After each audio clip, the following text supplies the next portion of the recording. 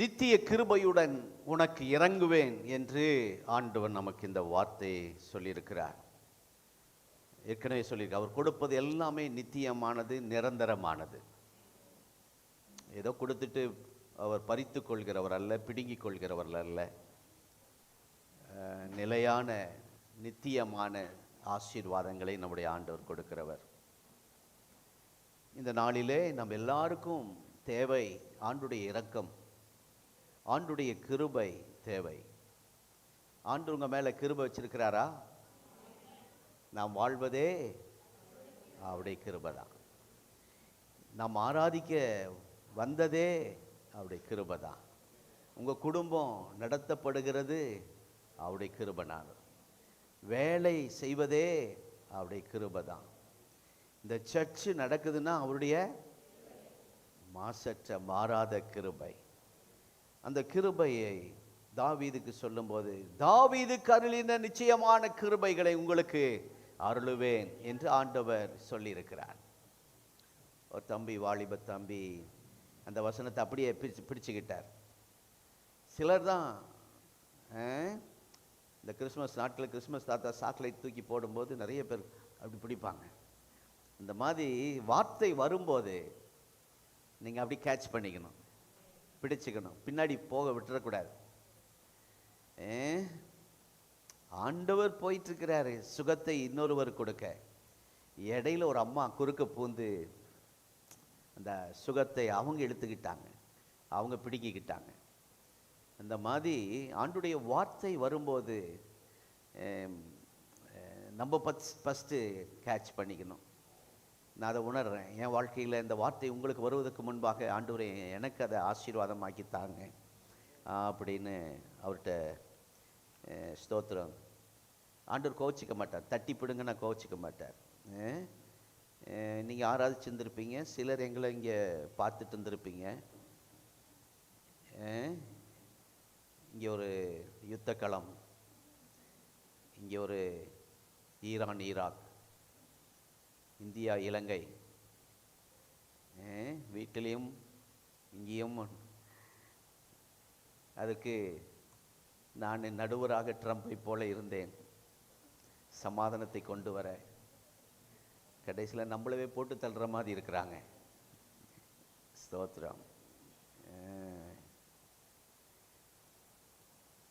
ஆகவே தாவீதுக்கு அருளின நிச்சயமான கிருபைகளை உங்களுக்கு ஆண்டவர் தருவேன் என்று வாக்கு பண்ணியிருக்கு. அதை நீங்கள் ஜெபிக்கும் போது அந்த வார்த்தையை சொல்லி தாவீதுக்கு அருளின நிச்சயமான கிருபைகளை எங்களுக்கு தாங்க ஆண்டவரே அப்படி ஜெபம் பண்ணுங்க. வசனத்தை வைத்து ஜெபிங்க, நிச்சயமாய் அவர் தருவார். தாவீதுக்கு கர்த்தர் அருளின கிருபைகள், இரக்கங்கள் 3 சந்தர்ப்பங்களிலே அவருடைய இரக்கத்தை பெற்றிருக்கிறார். 3 சந்தர்ப்பங்களிலே அவருடைய கிருபையை அவர் பெற்றிருக்கிறார். அதை தான் இன்றைக்கு தியானிக்க போகிறோம். ஏற்கனவே போன வாரம் ஒரு காரியத்தை சொன்னேன்னு நினைக்கிறேன். அதை மீண்டும் ஞாபகப்படுத்திட்டு அப்படியே வேகமாக நாம் பார்ப்பதற்கு நமக்கு நேரம் சரியாக இருக்கும். இன்னொரு ஆராதனை இருப்பதினால் வேகமாய் வசனத்தை குறித்து கொள்ளுங்கள், வீட்டில் போய் வாசியுங்கள், மற்றவர்களுக்கும் அது பிரயோஜனமாக இருக்கும். 2 சாமுவேல் 7ஆம் அதிகாரம் 18வது வசனத்திலே என்ன தாவீது கேட்க, எனக்கு ஆண்டவர் தருகிற அந்த கிருபை தயவுக்கு நான் பாத்திரமானே இல்லை, தகுதியே இல்லை அப்படின்னு சொல்றது அந்த வசனத்திலே சொல்வதை கேட்கலாம். வாசிங்க 2 சாமுவேல் 7:18.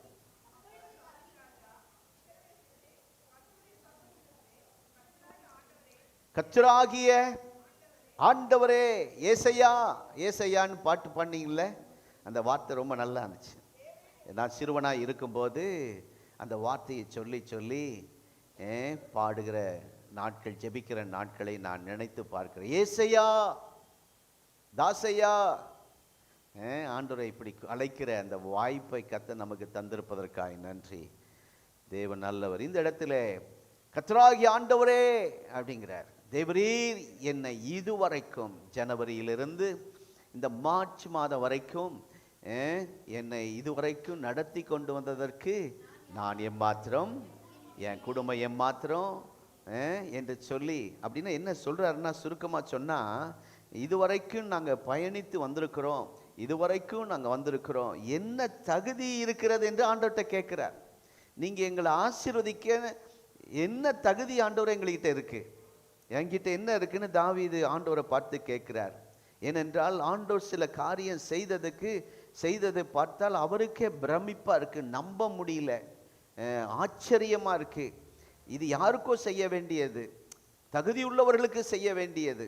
ஆனால் தகுதியுள்ள அண்ணன்மார்களுக்கு செய்யாமல், தகுதியுள்ள ராஜாவுக்கு செய்யாமல், தகுதி இல்லாத தாவீதுக்கு செய்ததை பார்க்கும்போது நாங்கள் எம்மாத்திரம் ஆண்டவரே, இந்த சபைக்கு வந்து நாங்கள் இந்த திருப்பூரில் ஒரு வேலை கொடுத்து, எனக்கு குடும்பத்தை கொடுத்து, ஒரு சபை கொடுத்து எங்களை நடத்துகிறது எம்மாத்திரம் ஆண்டவரே. ஹல்லேலூயா. ஓ ஸ்தோத்திரம். அந்த பிரமிப்பு அவனுக்கு இருக்கு.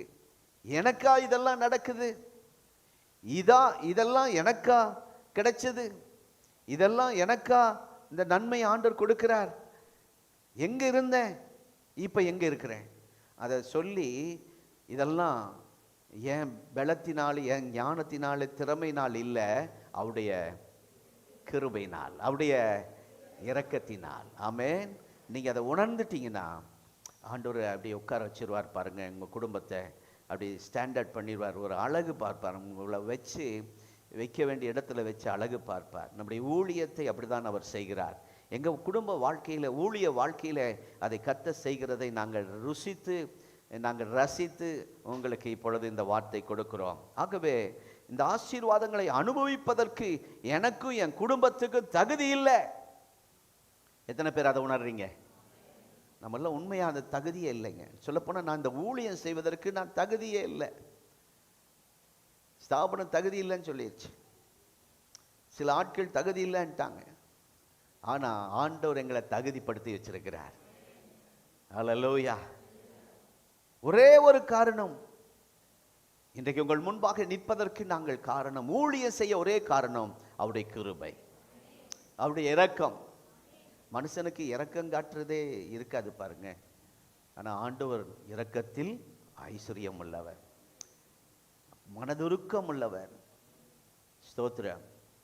இன்றைக்கு அந்த இரக்கம் மாத்திரம் இல்லைன்னா நம்ம குடும்பம் என்னமோ ஆயிருக்கும், ஆண்டுடைய கிருபை இல்லைன்னா நம்ம சர்ச்சு என்னமோ ஆயிருக்கும்.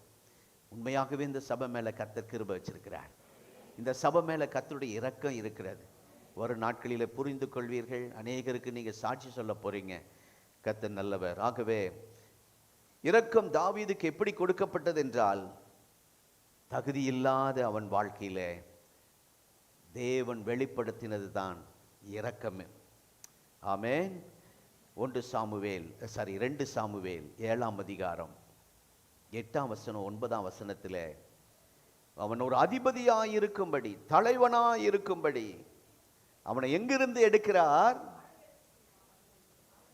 ஒரு ஆசிரியர் மகன் ஆசிரியர் ஆகலாம், ஒரு டாக்டர் மகன் டாக்டர் ஆகலாம், ஒரு பாஸ்டர் மகன் பாஸ்டர் ஆகலாம். ஆனால் ஒரு ஆடு மேய்க்கிறவன் ராஜாவாகிறது தகுதி இல்லை, சாத்தியமே இல்லை. அதுதான் உண்மை. ராஜகுலத்தில் பிறந்திருந்தால் பரவாயில்லை, நான் ராஜகுலம், எங்கள் கோத்திரம் ராஜ கோத்திரம், ராஜாவின் ரத்தம் எனக்குள்ள ஓடுகிறது என்று சொன்னா பரவாயில்ல, சரி தகுதி. இவனுக்குள்ளே அந்த தகுதியே இல்லை, அரண்மனை பார்த்ததே இல்லை. ஸ்தோத்திரம். அவன் பார்த்ததெல்லாம்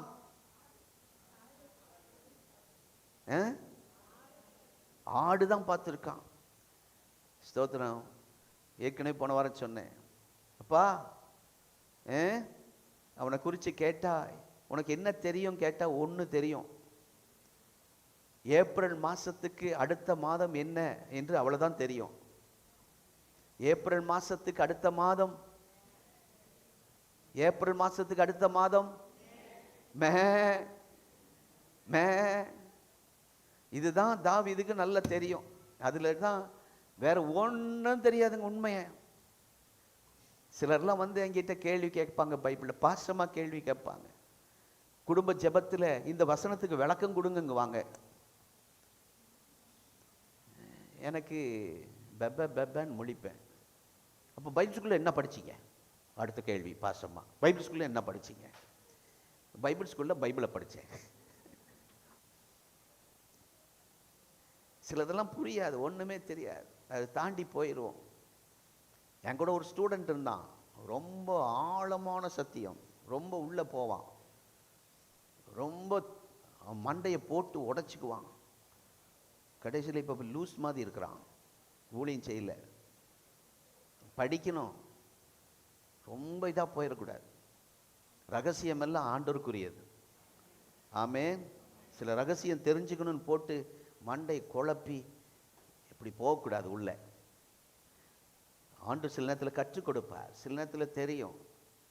அவ்வளவு பயங்கரமாக பைபிளை 5 பைபிளை வச்சுக்குவான், மொழிபெயர்ப்பு வித்தியாசமாக போட்டு படிச்சுக்கிட்டே இருப்பான். யார்கிட்டையும் பேச மாட்டான்.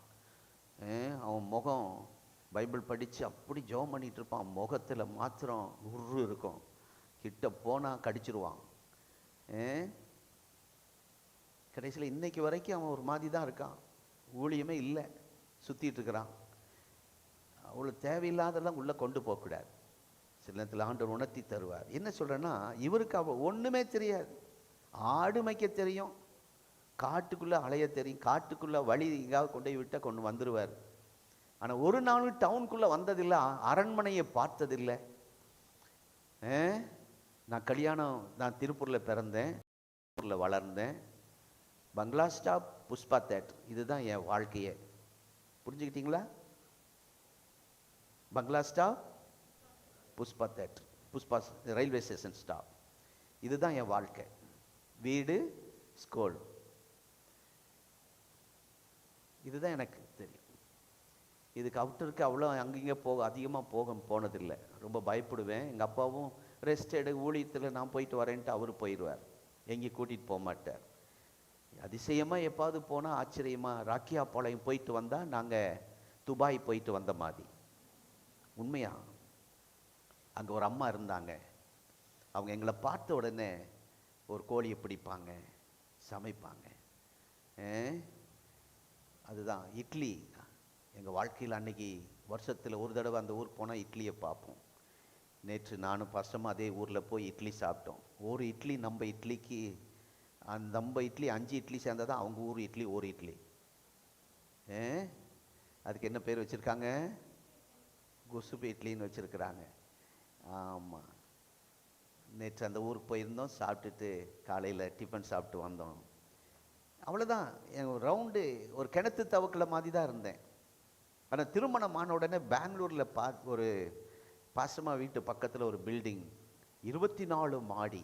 எத்தனை மாடி ஆன்னு பார்க்குறேன். நம்ம இந்த 2 அடுக்கு 1 அடுக்கு தான் பார்த்துருப்போம் திருப்பூரில். அதே ஆச்சரியமாக பார்ப்பேன். அந்த காலத்தில் ஓட்டு வீடு, கூரை வீடு இப்படி தான் இருந்துச்சு. பெரிய காங்கிரீட் வீடெல்லாம் அதிகமாக பார்க்க முடியாது. ஆனால் பெங்களூரில் போனால் அந்த பில்டிங்கை பார்த்து ஆச்சரியப்பட்டேன். ஆனால் இப்போது 100 பில்டிங் மேலெல்லாம் போயிடுச்சு. என்ன சொல்ல வரேன், தாவீது ஒரு ஆடு, இந்த வனாந்திரம், அரண்மனைக்கு வந்ததில்லை. யுத்தம் தெரியாது, சண்டை போட தெரியாது, ஆட்சி பண்ண தெரியாது. ஆகவே தான் தகுதி இல்லாத அந்த தாவீதுக்கு, ஆமென், எங்கிருந்தான் அந்த வசனம் சொல்லியிருக்கு, ஆடுகளின் பின்னே போடுங்க, வசனம் போடுங்க. 2 சாமுவேல் 7ஆம் அதிகாரம் 8ஆம் வசனம். என் தாசனாகிய தாவீதை நோக்கி சேனைகளின் கர்த்தர் சொல்லுகிறது என்னவென்றால், நீ இஸ்ரவேல் என்கிற என் ஜனங்களுக்கு அதிபதியாயிருக்கும்படி, கரங்களை உயர்த்தி, அதிபதியாயிருக்கும்படி, ராஜாவாயிருக்கும்படி, இந்த திருப்பூர்ல கர்த்தர் உங்களை அந்த உயர்ந்த ஸ்தானத்தில் வைக்கும்படி எங்கிருந்த உங்களை இந்த திருப்பூருக்கு கொண்டு வந்தார். திருப்பூருக்கு வந்து எங்கிருந்த உங்களை இந்த சபைக்குள்ளே கொண்டு வந்தார். இனி அடுத்தது எங்க வைக்க போகிறார் என்று கர்த்தர் உங்களோடு பேசிக் கொண்டிருக்கிறார். கரங்களை தட்டி ஹல்லேலூயா. நான் திருப்பூருக்கு வர தகுதியே இல்லை. என்னுடைய தகுதியெல்லாம் சத்தியமங்கலம், அந்த ஏழை மக்கள் மத்தியில், கிராம மக்கள் மத்தியில் என் படிப்புக்கேற்ற ஊழியமாக இருந்தது. ஆண்டவர் அங்கிருந்து திருப்பூர் கொண்டு வந்தார். இங்கிருந்து விரட்ட எத்தனையோ பேர் முயற்சி பண்ணினார்கள். இன்றைக்கு வரைக்கும் அதை முடியல. காரணம் 1 பேதுருவில் வாசிக்கிறோம், உங்களுடைய அழைப்பையும் தெரிந்து கொள்ளுதலையும் கொஞ்சம் யோசிச்சு பாருங்க. அதை உறுதிப்படுத்திக்கங்க அப்படின்றது. கொஞ்சம் இந்த வார்த்தையை மீண்டும் நான் ஊழியக்காரனுக்காக தான் அந்த வார்த்தை பேசுவேன் எப்பவுமே. ஆனால் இன்றைக்கு உங்களை நோக்கி அந்த வார்த்தை வருது. உங்கள் அழைப்பையும் உங்கள் தெரிந்து கொள்ளுதலையும் கொஞ்சம் யோசனை பண்ணி பாருங்க. நம்ம உங்கள் குடும்பத்திலேயே உங்களை அழைச்சிருக்கிறார். ஆமே. உங்கள் குடும்பத்திலேயே உங்கள் சொந்தக்காரர்கள் மத்தியிலேயே உங்களை தெரிந்தெடுத்திருக்கிறார். எதுக்காக? உயர்வான இடத்தில் வைக்க. எங்கிருந்து அவனை இன்னொரு இடத்துல சொல்லும்போது புழுதியிலிருந்து, குப்பையிலிருந்து, டஸ்ட்ல இருந்து, நம்ம திருப்பூர் பாஷையில் சொன்னா, ஆமா, டாக்டர் கிட்ட போங்க, என்ன சொல்லுவாரு? திருப்பூர்ல இருக்காதீங்க. எங்க சந்திரமண்டலத்துக்கா போகிறது? ஆமா, பெங்களூருக்கு போங்கங்கிறாங்க. பெங்களூர்ல இருக்கிறவங்கள போய் கேளுங்க, நாங்கள் திருப்பூர் வரலான்ட்டு இருக்கிறோங்கிறாங்க. அவங்க ஊருக்கு அவங்கவுங்களுக்கு ஒரு மாதிரி. சிலருக்கு ஊட்டி போனால் நல்ல குழு குழுன்னு இருக்கும், ஊட்டி போனால் நல்ல கிளைமேட் நல்லா இருக்கும், எந்த நோய் நொடி வராது அப்படின்னு நினைக்கிறாங்க. ஆனால் அங்குள்ளவங்களை போய் கேளுங்க, எப்படா பிளைன்ஸுக்கு வரலான்ட்டு இருக்கிறோம், கீழே இறங்கலான்ட்டு இருக்கிறோன்னு அவங்க நினைக்கிறாங்க. ஒவ்வொருத்தருக்கு அப்படி ஒவ்வொரு எண்ணம். சரி, என்ன சொல்ல வரேன்னா, தாவீதுடைய நிலைமை, ஆடுகளின் மந்தையை அங்கிருந்து எடுக்கிறார், மந்தைக்குள்ளிருந்து அவனை தூக்குறார். எவ்வளவு பெரிய அதிபதியாய் போய் உட்காருகிறான், பெரிய அதிபதியாய் போய் உட்காருகிறான். ராஜ குடும்பத்தில் பிறக்கல அவன், ராஜகுலமும் கோத்திரமும் இல்லை, ராஜாவுடைய ரத்தமும் அவனுக்கு ஓடவில்லை, ஒன்றும் கிடையாது. நாங்கள் ஆடு மேய்க்கிற சந்ததி, அவ்வளவுதான். பெரிய மந்தை இருக்குதாப்பா? இல்லை இல்லை, கொஞ்சம் ஆடு இருக்கு, அப்பாவுடைய கொஞ்சம் ஆடு இருக்கு. அந்த ஆடு எது உன் ஆடாப்பா கேட்டால் அதுவும் இல்லை, அது எங்க அப்பா ஆடு. ஆடு மேய்க்கிறான், நிறைய ஆடு இல்லை, கொஞ்சம் ஆடு. அது உன் ஆடான்னு கேட்டால் அடுத்த கேள்வி, இல்லை அது எங்க அப்பா ஆடு. இன்றைக்கி நம்ம வீட்டுக்குள்ளே உட்காந்துக்கிட்டு நம்ம சொல்கிறோம், இது என் வீடு இல்லை, வருமானம் கொஞ்சமாக இருக்குது. தாவீது அவனுடைய தகுதியற்ற அந்த நிலைமை, அவன் எங்கே கீழே இருக்கிறாங்கிறத பேசுகிறார் பாருங்க. ஆடு மேய்க்கிறேன், ஆனால் ஏன் ஆடு இல்லை, ஆடு மேய்க்கிறேன் நிறையா இல்லை, கொஞ்சம். அங்கே சொல்கிறத பாருங்க. அதுவும் எங்கள் அப்பா ஆடு, ஏன் ஆடு இல்லை, இப்போ நான் இருக்கிறது எங்கள் அப்பா வீடு அப்படி நீங்கள் சொல்லலாம். இந்த நிலைமையை பாருங்க, கொஞ்சம் அவனுக்கு நிலைமையை கொஞ்சம் பாருங்க. கொஞ்சம் ஆடு, சொந்த ஆடு இல்லை, ஏராளமான ஆடு இல்லை, ஆடு மேய்த்து கொண்டிருந்த அவனை கர்த்தர் தூக்கி அதிபதியாய் வைத்தார். அதற்கு காரணம், அது காரணம் அவர் சொல்றாரு, அவருடைய கிருபை, அவருடைய இரக்கம். அரண்மனை பார்த்ததே இல்லை தாவீது, அரசாட்சி பண்றதையும் பார்த்ததில்லை. ஒன்று தெரியும், ஆடு மேய்க்க தெரியும். அப்படிப்பட்டவன் மேலே வர்ணா, அவன் மேலே ஒரு தேவ இரக்கம் வெளிப்பட்டது. இந்த காலை நேரத்தில் ஒரு குறிப்பிட்ட சூழ்நிலையில் இருக்கிற உங்கள் மேல் தேவ இரக்கம் வெளிப்படுகிறது. ஆண்டுடைய கிருபை உங்கள் மேல் இறங்கி வருகிறது. அல்லேலூயா. ஏற்கனவே நீங்கள் கிருபை உள்ளவர்கள், கிருபை பெற்றவர்கள் தான். ஆனால் இந்த ஞாயிற்றுக்கிழமை ஒரு விசேஷித்த கிருபை கர்த்தர் உங்களுக்கு தருகிறார். கரங்களை தட்டி பெற்றுக்கொள்ளுங்க. அல்லேலூயா. இந்த பிரசங்கம் என்ன பாஸ்டர், சண்டே ஸ்கூல் பிரசங்கம் பண்ணிட்டு இருக்கிறீங்கன்னு சொல்லாதீங்க. நீங்கள் கிருபை பெற்றவர்கள் தான். ஆனால் ஒவ்வொரு நாளும் கர்த்தர் நமக்கு புது புது கிருபையை தருகிறார். ஆமென். இந்த ஊழியத்தில் நிற்கும் போது நாங்கள் அதை பார்க்கிறோம். புது கிருபை, புது கிருபை. சவுலுக்கு பின்னாடி போனவர்கள் எல்லாரும் அப்படியே லைனில் நிற்கிறாங்க. பெரிய ஆளுக்கு பின்னாடி போனவர்கள் எல்லாம் அப்படி லைன் நிற்கிறாங்க. சில ஆட்கள் ஆண்டவர் சமூகத்துக்கு வராமல் எங்கேயோ பின்னாடி போய் நின்றுட்டு இருக்கிறீங்க. நின்றுக்கிட்டே தான் இருக்கணும், ஓடிக்கிட்டே தான் இருக்கணும், சம்பாரிச்சுக்கிட்டே தான் இருக்கணும். நாங்கள் ஒருத்தரை பார்த்து கேட்டோம், இந்த வாரம் ஏன் சர்ச்சுக்கு வரல? பிஸ்னஸ், வேலை. சரி, என்னையா சம்பாரிச்ச? சர்ச்சுக்கு வராமல், ஞாயிற்றுக்கிழமை வராமல் ஓடி ஓடி என்ன சம்பாரிச்ச, என்ன வச்சிருக்கிற? ஒன்றும் இல்லை. போன வாரம் ஒரு வீட்டுக்கு ஜெபிக்க போனோம், ஒரு பெரிய ஆக்சிடென்ட். தொடர்ச்சியாக போன 2 வாரமாக நம்ம விசுவாச பிள்ளைகள் பெரிய பெரிய விபத்தில் சிக்கி இருக்கிறார்கள். அப்போ அந்த தம்பியை விசாரிக்க போன போது பயங்கர காயம், காதில் சரியான அடி. அன்னைக்கு பார்த்து ஹெல்மெட் போடாமல் போயிட்டார். எப்போ ஹெல்மெட் எடுத்து தான் போட்டு தான் வருவார். அந்த குடும்பம் இப்போ இங்கே இருப்பாங்கன்னு நினைக்கிறேன். நல்ல குடும்பம், நல்ல விசுவாசி, நல்ல தம்பி. எனக்கு அவரை ரொம்ப பிடிக்கும். ரொம்ப அமைதலாக அம்மாக்காக, என் அப்பா இல்லை. அந்த தம்பி சொல்கிறார், எனக்கு நல்ல வேலை கோயம்புத்தூரில் கிடைச்சது, எங்கள் அம்மா தனியாக இருப்பாங்கன்னு சொல்லி நான் இங்கே இருக்கிறேன் அப்படின்னார். அப்போ நான் அம்மா மேலே எவ்வளோ பாசம். அம்மாவுடைய நிலைமை புரிஞ்சு, குடும்ப சூழ்நிலையை புரிஞ்சு இருக்கிற அந்த தம்பி தவறாமல் சர்ச்சுக்கு வருவார். ஆனால் 2 வாரத்துக்கு முன்பாக சர்ச்சுக்கு வராமல் பாட்டி வீட்டுக்கு போனார் ஞாயிற்றுக்கிழமை.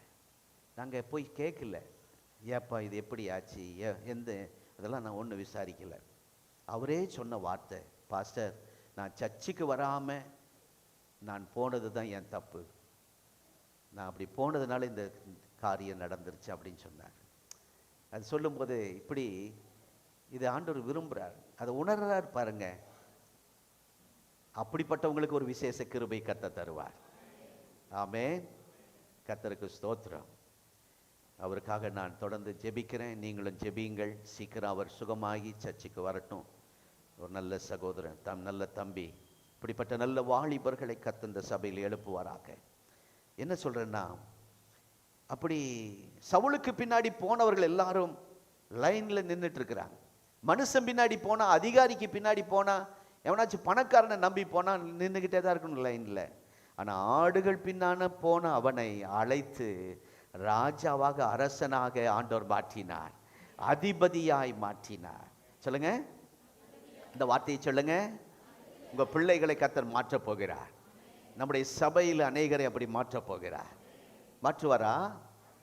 எங்க நிலைமை, காணிக்க போட காசு இல்லை, பஸ் ஏறி வர காசு இல்லை. அந்த அம்மா சொல்லுவாங்க, இந்த வாரம் பஸ்ஸுக்கு காசு இல்லை பாஸ்டர், காணிக்க போட காசு இல்லை பாஸ்டர், அதனால வர முடியல அப்படின்னு ஒரு தாய் அடிக்கடி தான் இயலாமை சொல்லி சொல்லி அழுவார்கள். நாங்கள் அந்த குடும்பத்துக்கு போயிருந்தோம். அந்த குடும்ப அப்படியே சுற்றி பார்க்கும்போதே ஒரு டம்ளர் தண்ணி வாங்கி கொடுக்க கூட முடியல எங்கனால. அவ்வளோ அருவருப்பாக இருக்குது அந்த நிலைமை. பாவம். அதுலேயும் அவ்வளோ சந்தோஷமாக ஜெபிக்கிறாங்க, பைபிளில் கையுமா இருக்கிறாங்க, டிவியில் பார்த்து நல்லா ஆராதிக்கிறாங்க. கீழே விழுந்ததுனால இடுப்பு எலும்பு உடஞ்சி இப்படி போயிடுச்சு. வயது அவர்களுக்கு ஒரு 70 இருக்கும். நல்ல உடம்பு. தூக்கி அவங்கள உட்கார வைக்க போக உதவி செய்ய அவங்க மகனால் முடியல. அவங்களே ஏற்கனவே ரொம்ப உடஞ்சிருக்கிறாங்க. கணவனார் குடிக்காரன் அடித்து மூளை தலையில் மண்டையில் அடித்து தலை பிளந்து தையல் போட்டிருக்கு. அந்த பாதிப்பில் அவங்க ஏதோ வாழ்ந்துட்டுருக்குறாங்க. ஒரு டம்ளர் தூக்கி வைக்கிறதே கஷ்டம். ஆனால் தாயை, அவ்வளோ பெரிய தாயை தூக்கி உட்கார வைக்க முடியாது, கீழே விழுந்துட்டாங்க. ஆனாலும் அப்படி இருக்கிற அந்த சூழ்நிலையை போய் பார்த்தோம். நாங்கள் எங்களால் முடிஞ்ச சின்ன உதவி செஞ்சுட்டு வந்தோம். இது வரைக்கும் அப்படி தான். ஆனால் இந்த வாரம் போன போது சூழ்நிலைகள் தலைகளாய் மாறி இருக்கிறது. சூழ்நிலை தலைகளாய் மாறி இருக்கிறது. எங்களுக்கு ஆச்சரியமாய் இருக்கிறது. இந்த வீடா இப்படி ஒரே வாரத்துக்குள்ள அந்த குடும்பத்தின் மேல் நான் உடனே உணர்ந்தது, கர்த்தர் கிருபை வச்சிருக்கிறார், இரக்கம் வச்சிருக்கிறார். இதுவரைக்கும் நாங்கள் அவங்களுக்கு கொடுக்க தான், அவங்களும் அப்படி தான் இருந்தாங்க சூழ்நிலை. இப்போ போன உடனே அவங்க கொடுக்க ஆண்டவர் உதவி செஞ்சார். ஒரு காணிக்கை அல்ல, 2 காணிக்கை இல்லை, ஒவ்வொன்றா சொல்லி எதுக்கும் கொடுத்துக்கிட்டே இருந்தாங்க. பல டிவி நிகழ்ச்சிகளுக்கு கொடுக்க உதவி செஞ்சார். அது மாத்திரமல்ல, வீடு கட்ட போகிறோம் பாஸ்டர், சீக்கிரம் முடிஞ்சிடும், பிரதிஷ்டைக்கு வாங்கன்னு சொன்னாங்க. நம்ப முடியல. ஏன்னா சொத்து கேஸ் நடந்து மூழ்கி போகிறது. அவ்வளோ பணம் செலவழிச்சிட்டாங்க. இந்த அம்மாவுக்கு 1.5 லட்சம் செலவு. இந்த இடுப்பு உடஞ்சதுனால 1.5 லட்சம் செலவு. இதெல்லாம் கேட்கும்போது எத்தனையோ முறை நான் கீழே விழுந்திருக்கேன், பாஸ்டமாக கீழே விழுந்திருக்கிறாங்க. இவ்வளோ இடுப்பு பாதிக்கப்பட்டு இருந்திருக்கு. இந்த மாதிரியெல்லாம் செலவு பண்ண முடியுமா யோசிச்சு பார்க்குறவங்க சொல்லும்போது, ஒரு 100, 500, 1000 இவ்வளோ தான் அவங்களால முடியும். ஏன்னா கடன் ஆயிட்டாங்க, எக்கச்சக்கமான கடன். ஆனால் அப்படிப்பட்டவர்கள் இன்றைக்கு கர்த்தர் அவங்க மேலே ஒரு இரக்கம் வைத்து ஒரு அற்புதம் செய்திருக்கிறார். ஆமென். அந்த கேஸ் சாதகமாய் கர்த்தர் மாற்றி அவங்களுக்கு ஒருத்தன் அந்த இடத்த வாங்க ஒரு அட்வான்ஸ் கொடுத்துருக்கான். கொஞ்சம் பணத்தை தான் கொடுத்துருக்கான். இன்னும் முழு பணத்தை கொடுக்கல, ஆனால் அவங்க பொருத்தனை பண்ணியிருக்காங்க சர்ச்சுக்காக. சாப்பாட்டு கஷ்டம். தேவராம்பாளையம் சென்னை சில்க்ஸ் ஓனர், அவர் பிறந்த ஊர், அவர் அந்த கிராமம் ராக்கியாபாளையத்துக்கு அடுத்த ஊர் தேவராம்பாளையம். கரெக்டா? தேவராயம்பாளையம். சரி, நீங்கள் அங்கே இருந்தீங்களோ? சரி. அங்கே ஒரு இருக்கிற எல்லா கஷ்டப்படுற குடும்பத்துக்கெல்லாம் அந்த சென்னை சில்க் அவர் காலையில் டிஃபன் ஃப்ரீயாக கொடுக்குறார், மதியம் நல்ல சாப்பாடு கொடுக்குறார், ட்ரெஸ்ஸு கொடுக்குறார், பல உதவிகள் அங்கே செய்கிறார். அப்படி அந்த உதவியை நம்பி வாழ்ந்த குடும்பம். ஆனால் இப்போ அவங்கள ஸ்தோத்திரம் ஆண்டவர் மாற்றி ஆமென் அற்புதம் செய்திருக்கிறார். கடைசியில் எல்லாம் கொடுத்தாங்க. திரும்பி வரும்போது பாஸ்டர் ஒரு தண்ணி பழம் எடுத்துகிட்டு போங்கன்னாங்க. என்ன பழம்? தண்ணி பழம் எடுத்துகிட்டு போங்கன்னாங்க. நான் வாழைப்பழம் தெரியும், மாம்பழம் தெரியும், கொய்யாப்பழம் தெரியும், தண்ணி பழம் என் வாழ்க்கையில் இது வரைக்கும் நான் கேட்டதே இல்லை. நீங்கள் கண்டுபிடிச்சிட்டீங்க. எனக்கு அப்போ கூட உங்களை தண்ணி பழம் என்ன பழம், இந்த கிராமத்தில் ஏதோ விளையுதோ அப்படி நினச்சிட்டு பார்த்தா, ஆமாம் ஒரு 10 கிலோ இருக்கும், இதான் பெருசு தூக்கிட்டு வராங்க. அப்போ தான் உணர்ந்தேன், அதனால தான் இதுக்கு இங்கிலீஷில் வாட்டர் மிலான், தண்ணி பழம் எவ்வளோ பெருசுங்க. சபைக்கே அது யூஸ், அதை நம்ம அறுத்திருந்தால் சபையே சாப்பிட்ருக்கலாம். வீட்டுக்கு வாங்க, நாங்கள் வச்சுருக்கோம் இன்னும் அறுக்காம. அவங்க சந்தோஷத்தை பாருங்க. கர்த்தர் அப்படி அவங்கள ஒரே வாரத்தில் அவருடைய சூழ்நிலை தலைகீழாய் மாற்றி விட்டார். ஆமென். இதுவரைக்கும் அவங்க வாழ்க்கையில் கொடுக்குறவங்க வாங்குறவங்களா தான் இருந்தாங்க. இந்த வாரம் தான் அந்த குடும்பத்தை கொடுக்குறவங்களாய் கர்த்தர் மாற்றினார். இந்த குடும்பத்தை நினச்சி ரொம்ப நாள் நாங்கள் வேதனைப்பட்டிருக்கோம். எப்போ இந்த கிராமத்தில் இவ்வளவு ஆண்டவர் நேசிக்கிற ஜெபிக்கிற குடும்பத்தில் ஒரு அற்புதம் நடக்காது. இதை பார்த்து இன்றைக்கு பக்கத்து வீட்டாரெல்லாம் ஜெபிக்க கூப்பிட்டாங்க. அன்னைக்கு இந்து மக்களுக்கு போய் ஜெபிக்கிட்டோம். பக்தி, அதாவது பக்கத்து வீட்டார் அவங்கெல்லாம் வேலை செஞ்சு பணம், வீட்டு வேலை செய்கிறவங்க பணத்தை சேர்த்தி ஒரு வாரம் டூர், ராமர் கோயில், இந்தியாவில் இருக்கிற பெரிய பெரிய கோயிலுக்கு டூர் போயிருக்கிறாங்க. அந்த அம்மா அந்த பாட்டி அந்த வீட்டுக்குள்ளே போய் ஜெபிக்க கர்த்தர் உதவி செய்தார். இந்த வீட்டில் அற்புதம் நடக்கும்போது, கிருபையும் இரக்கத்தையும் ஆண்டு இந்த குடும்பத்தில் காட்டும்போது, அந்த பகுதியில் இருக்கிற அநேகர் அந்த வீட்டுக்கு தேடி வருகிறார்கள். இன்னொரு அம்மா ஓடி வந்தாங்க, ஜெபம் பண்ணுங்க பாஸ்டர், நான் வேலைக்கு போகணுன்ட்டு வந்தாங்க. இதெல்லாம் நினைக்கும் போது கர்த்தர் இந்த நாட்களில் நம்முடைய ஆண்டவர் இன்றைக்கும் ஜீவிக்கிறார். அதிபதின்னு சொல்ல அந்த வார்த்தைக்காக இதெல்லாம் பேசிட்டு இருக்கிறேன். ஆமென். எங்கிருந்து? ஆடுகள் பின்னாடி. இன்னொரு இடத்துல புழுதியிலிருந்து உயர்த்தி பிரபுக்களோடும் ராஜாக்களோடும் உட்கார செய்கிறவர். ஆமென். ஹல்லேலூயா. தேவநாமம் மகிமைப்படுவதாக. புழுதியில் இருந்து தூக்கி விடுவார், குப்பையிலிருந்து உயர்த்திடுவார். புழுதியில் இருந்து தூக்கி விடுவார், குப்பையிலிருந்து உயர்த்திடுவார். பிரபுக்களோடும் ராஜாக்களோடும் உட்கார செய்பவர் எனக்கு உண்டு. பிரபுக்களோடும் ராஜாக்களோடும் உட்கார செய்பவர் எனக்கு உண்டு. இஸ்ரவேலே கர்த்தரை நம்பு, கர்த்தரை நம்பு, கர்த்தரை நம்பு. இஸ்ரவேலே அவருன் துணையும் கேடகமானவர், அவருன் துணையும் கேடகமானவர். ஞாயிற்றுக்கிழமை எப்படிப்பட்ட அழைப்பு வந்தாலும் சரி, இன்றைக்கு எனக்கு ஒரு அழைப்பு பத்திரிக்கை வந்திருக்கிறது. காலையில் 6 மணிக்கு 5 to 6. ஆமாம், அந்த குள், அது குள்னு போடுவாங்க. அது குள். சில இடத்துல போய் உட்கார்ந்தா பாஸ்டர் பாஸ்டர் பாஸ்டர்ங்குவாங்க. என்ன அது குள், அதை தாண்ட போகுது, அது குள். நான் வேணும்னு சொல்லிட்டு அப்படி இப்படின்னு அதை தாண்டணும், அந்த குள் தாண்டணும். அவனுக்கு அப்படி என்னை அப்படி சிலர்லாம் முறைப்பான் பாருங்க. அந்த நேரம் காலம் பார்க்குறவனெல்லாம் என்னை முறைப்போம். யார் யாரையோ சொல்லி அனுப்புவாங்க. எங்க ஆரம்பிக்க சொல்லுங்க, ஆரம்பிக்க சொல்லுங்க. அதுக்குள் முடிக்கணுமா, அதை தாண்டக்கூடாதான். நீங்க அப்படி போடாதீங்க. 7 மணிலிருந்து 10 மணிக்குள் அப்படி போடாதீங்க. ஆரம்பிக்கிற நேரம் மாத்திரம் போடுங்க, ஆவியான நடத்துகிற பிரகாரம். அந்த நாட்கள்லாம் மேரேஜ் எல்லாம் கன்வென்ஷனாக நடக்குமா. பொண்ணு மாப்பிள்ளை உட்காந்துட்டு இருக்கோம், இயேசுவுக்கு ஒப்பு கொடுக்குறவங்களாம் முன்னே வா. ஒரே நேரத்தில் ஒரே கல்லில் 2 மாங்காய். கல்யாணமும் நடக்கும், கன்வென்ஷனும் நடக்கும், ஒரே விருந்து. ஆமாம், ஒருத்தனும் எந்திரிச்சு போக மாட்டான். சுவிசேஷத்தை அறிவிச்சு அந்த நாள் எங்கள் அப்பா அம்மாவுக்கு அப்படி தான் கல்யாணம் நடந்துச்சு. அல்லேலூயா. கல்யாணம் இல்லை, ஒரு கன்வென்ஷன் நடந்துட்டு இருக்கு. எங்கள் அப்பாவுக்கு நியமிக்கப்பட்ட பொண்ணு சுகமில்லாமல் போயிட்டாங்க. அப்போ அந்த நேரத்தில் கன்வென்ஷனுக்கு வந்த ஒரு சகோதரி கூட்டிகிட்டு வந்து உட்கார வச்சு அநேகர் பார்க்குறாங்க, அப்படி ஒன்று நடந்தால் நல்லா இருக்குமே. ஸ்டாலின் அப்படி தானே செய்கிறாரு. எல்லாம் இலவச மோதிரம், தாலி. அப்படி ஒரு கன்வென்ஷனுக்கு போனாங்க எங்கள் அப்பா. அங்கே மேரேஜ் நடந்துருச்சு. ஸ்தோத்திரம். நான் என்ன சொல்ல வரேன்னா, சவுலுக்கு பின்னாடி போனவர்கள் எல்லாரும் லைனா நின்றுகிட்டு இருக்கிறாங்க. ஆடுகளுக்கு பின்னாடி போனவனை கர்த்தர் அரசால அதிபதியாய், அரசனாய் மாற்றினார், அதிபதியாய் மாற்றினார், ராஜாவாய் உயர்த்தினார். அதான் கர்த்தர் செய்வார். சர்ச்சுக்கு தொடர்ந்து வாங்க. மாலை ஆராதனை மிஸ் பண்ணாதீங்க, லேட்டா வராதீங்க. தாவீதுகிட்ட இருந்து நாம் படிக்க வேண்டிய காரியம். தாவீதுக்கு அருளின கிருபை கேட்ட நல்லதா இருக்கு.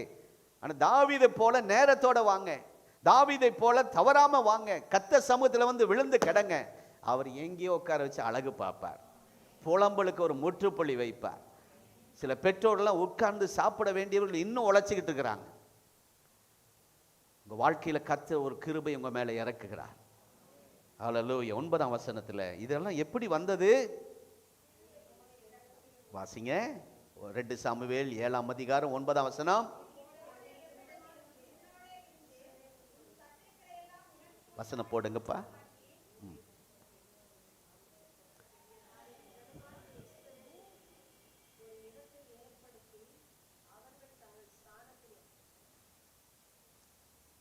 என்னாச்சு? 2 சாமுவேல் 7ஆம் அதிகாரம் 9ஆம் வசனம். இதெல்லாம் எப்படி வந்தது?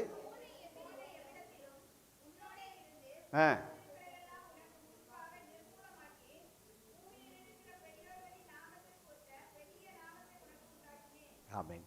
தம்பி நல்லா போட்டிருக்கீங்க. 2 சாமுவேல் 7ஆம் அதிகாரம் 9ஆம் வசனத்துல இதெல்லாம் எப்படி வந்தது? அவருடைய தகுதினாலவா? நீ போன எவ்விடத்திலும் உன்னோடு இருந்து உன் சத்துருக்களை எல்லாம் உனக்கு முன்பாக என்னங்க அறிக்கை பண்ணுங்க, நிர்மூலமாக்கி உனக்கு முன்பாக நிர்மூலமாக்கி பூமியில் இருக்கிற இந்த திருப்பூர்ல இருக்கிற கவுண்டர்கள், செட்டியார்கள், முதலியாளர்கள் இப்படிலாம் பேசுற நாங்க தான் அப்படிங்கிறாங்களே, அவர்களுக்கு நாமத்துக்கு ஒத்த உனக்கு உண்டாக்கினேன் தாவீதே. இது என் கிருபை, இது என் இரக்கம். உன் தகுதி இல்லை, உன் பிரயாசத்தினால் அல்ல, உன் பலத்தினால் அல்ல, உன் பராக்கிரமத்தினால் அல்ல, இது தேவன் கொடுத்த இரக்கம். ஆகவே தான் நாம் சொல்லணும், உம்முடைய காருண்யம் என்னை பெரியவனாக்கும், உம்முடைய காருண்யம் என் பிள்ளைகளை பெரியவளாக மாற்றும், உம்முடைய காருண்யம் இந்த சபையை உயர்த்தும். ஆமென். அடிக்கடி அந்த வார்த்தையை சொல்லுங்க, பக்கத்தில் சொல்லுங்க. அவருடைய காருண்யம் உங்களை பெரியவர்களாக மாற்றும், பெரியாளா மாற்றும், தலையாயாக்கும். ஆமென். அல்லேலூயா. கர்த்தர் ஒரு மனுஷன் மேல் இரக்கம் வச்சுட்டான்னா அவன் புழுதியில் கிடக்கலாம். இப்போ இங்க சூழ்நிலை அப்படிதான் வந்து உட்கார்ந்துருக்கிறீங்க, குப்பையில் இருக்கிறத போலதான் உங்க வாழ்க்கை இருக்கிறது. கர்த்தர் உயர்த்தி பிரபுக்களோடு உட்கார வைக்க அவர் இன்றைக்கு வல்லவராய் இருக்கிறார். அதனால்தான் தாவீது அருளின கிருபைகளை நமக்கும் தர அவர் ஆயத்தமாயிருக்கிறார். 1 சாமுவேல் 18ஆம் அதிகாரம் 18ஆம் வசனத்திலே நமக்கெல்லாம், அதாவது தாவீது சொல்றார், இதெல்லாம் எனக்கு செட் ஆகாது. சிலர் சொல்லுவாங்க, இந்த வேலை எனக்கு செட் ஆகாது பாஸ்டர். அது என்ன செட் ஆகாது? இந்த வேலைலாம் எனக்கு செட் ஆகாது பாஸ்டர். நம்ம எல்லாம் உயர்வதற்கு வாய்ப்பே இல்லை. அப்படி தாவீது அவன் பேசிக்கிட்டான், அவன் அப்படி நினைக்கிறான். இது எனக்கு செட் ஆகாது, இந்த வேலை செட் ஆகாது, இந்த சாப்பாடு எனக்கு ஆகாது, இந்த ஏரியா எனக்கு ஆகாது, இந்த வீடு எனக்கு ஆகாது அப்படிங்கிற மாதிரி அவன் பேசிக்கிட்டான். அவன் சொந்த குடும்பமே சேர்ந்து சொல்லுகிறது, தாவீது எல்லாம் நீ கொஞ்சம் அப்படி தள்ளு, எதுக்கு தேவையில்லாத இதெல்லாம் வராத, நீ அப்படியே இரு. அந்த குடும்பம் சொல்லு. குடும்பத்தால் நிராகரிக்கப்பட்டவன். சாமுவேல் கேட்கிறார், வேற யாராவது இருக்கிறாங்களாப்பா அப்படின்னா பார்த்துங்க, நிராகரிக்கப்பட்ட, அவங்க குடும்பத்தினாலே நிராகரிக்கப்பட்டு இங்க வந்திருக்கீங்களா? தேசத்தால் நிராகரிக்கப்பட்டவன். சவுல் ராஜா கேட்க, நீ எங்கப்பா இங்க வந்த, உன் வேலையை பார்த்து போ. தேசத்தால் நிராகரிக்கப்பட்டவன். இரண்டாவது, தானே தன் கண்களால் அவன் தன்னை நினைச்சுக்கிறான், அற்பமாய் நினைச்சுக்கிறான். அற்பமாய் எண்ணப்பட்டவன் தான் தாவீது. ஆனால் அந்த தாவீதின் மேல் இறக்க வைத்ததினால் அந்த தாவீதை அதிபதியாய் கர்த்தர் மாற்றினார். அவர் தான் சொல்லுகிறார் சங்கீதம் 136:23, தாழ்மையில் இருந்த, சிறுமையில், அதாவது தாழ்வில் நினைத்தவரை, தாழ்வில் நம்மை நினைத்தவரை, தாழ்வில் இருந்த நம்மை நினைத்தவரை துதியுங்கள், அவர் கிருபை என்றும் உள்ளது. இந்த வசனத்தை பாருங்க. உயர்வில் இருக்கிறவங்கள நினைப்பாங்க, உயர்வா இருக்கிறவங்கள கொஞ்சம் அப்படி பார்க்கலாம். உயர்வில் நினைக்கிறவர்கள் நிறைய பேர் இருக்கிறாங்க, உயர்வா இருக்கிறவங்கள நினைக்கிறவங்க. ஆனா தாழ்வில் இருக்கிறவங்கள நினைக்க மாட்டாங்க. பாருங்க, இந்த தாழ்வில் இருக்கிறவங்கள நினைக்க மாட்டாங்க. ஆனா ஆண்டவர், தாவீது சொல்லுகிறார், தாழ்வில் என்னை நினைத்தவரை நான் துதிக்கிறேன், அவர் கிருபை என்றும் உள்ளது. நம்முடைய தாழ்வில் இருந்தோமே அப்ப நினைச்சார். திருப்பூர் வருவதற்கு முன்பாக எப்படி இருந்தீங்க? திருப்பூர் வந்த உடனே எப்படி இப்ப இருக்கிறீங்க? சபைக்கு வர்றதுக்கு முன்னாடி எப்படி இருந்தீங்க? இப்ப எப்படி இருக்கிறீங்க? அதை நினைச்சு கர்த்தரை துதியுங்கள். தாழ்வி நினைச்சு அவனை எட்டாத உயரத்தில் உட்கார வைத்தார். அல்லேலூயா.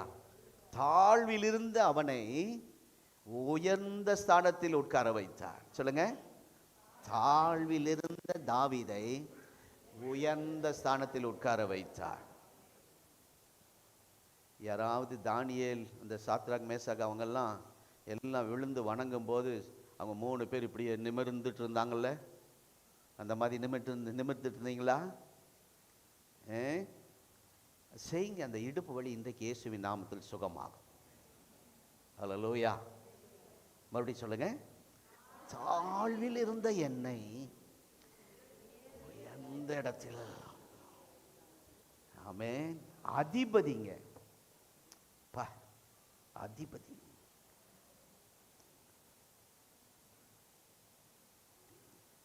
ஆகவே சில நேரத்தில் நம்ம இதெல்லாம் யோசிக்காம தான் வீட்டில் சண்டை போட்டுட்டு இருக்கிறோம். யோசனை பண்ணா நம்ம கலகம் பண்ண மாட்டோம். சர்ச்சுக்குள்ள கலகம் பண்ற ஆட்கள்லாம் யாரு? ஆண்டவர் செஞ்ச அதிசயத்தை, அற்புதத்தை மறந்தவர்கள். நீ சர்ச்சுக்குள்ள வரும்போது எந்த நிலைமையில வந்த? இன்னைக்கு எப்படி கர்த்தர் உன்னை வச்சிருக்கிறாரு?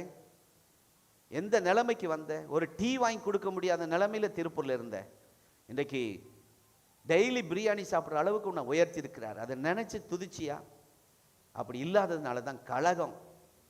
சங்கீதம் 106:7, சங்கீதம் 106ஆம் சங்கீதம் 7ஆம் வசனத்திலே, இவர்கள் பெற்ற இரக்கத்தை மறந்து போனார்கள், எகிப்திலே கர்த்தர் செய்த அதிசயத்தை நினையாமல் போனார்கள். அதை யோசிக்கவே இல்லை. கொஞ்ச நேரம் உட்கார்ந்து யோசனை பண்ணி பாருங்க. அப்படி யோசனை வரலன்னா ஜிஹெச்சுக்கு ஒரு நாள் போயிட்டு வாங்க. ஒரு நாள் என் கூட ஊழியத்துக்கு ஒரு நாள் வாங்க.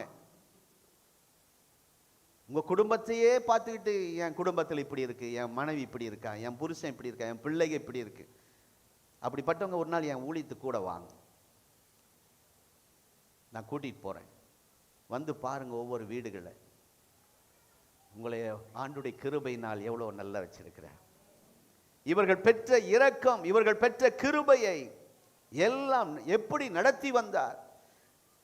வாழ்க்கை பிரயாணத்திலே அற்புதம் செய்ததை அவர்கள் அதிசயங்களை உணராமலும் உம்முடைய கிருபைகளின் திரட்சியை நினையாமலும் போயிருந்ததுனால அதுதான் பிரச்சனை பண்ணாங்க, கலகத்தை உண்டானு, சண்டை போட்டானுங்க. நம்ம வீட்டில் ஏன் சண்டை? ஆண்டவர் உங்களை நடத்தி வந்ததை மறந்ததுனால, நினைக்கிறது இல்லை. குடும்ப ஜெபம் ஏன்? ஆண்டவர் செஞ்ச நடத்தி வந்ததை நினைச்சு காலையில் எழுந்து குடும்பமா உட்கார்ந்து நன்றி சொல்றோம். ஆகவே குடும்ப ஜெபத்தை நிறுத்திட்டான் பிசாசு. கலகம் மண்ணு, கலகம் போர்க்களமா இருக்கு வீடு.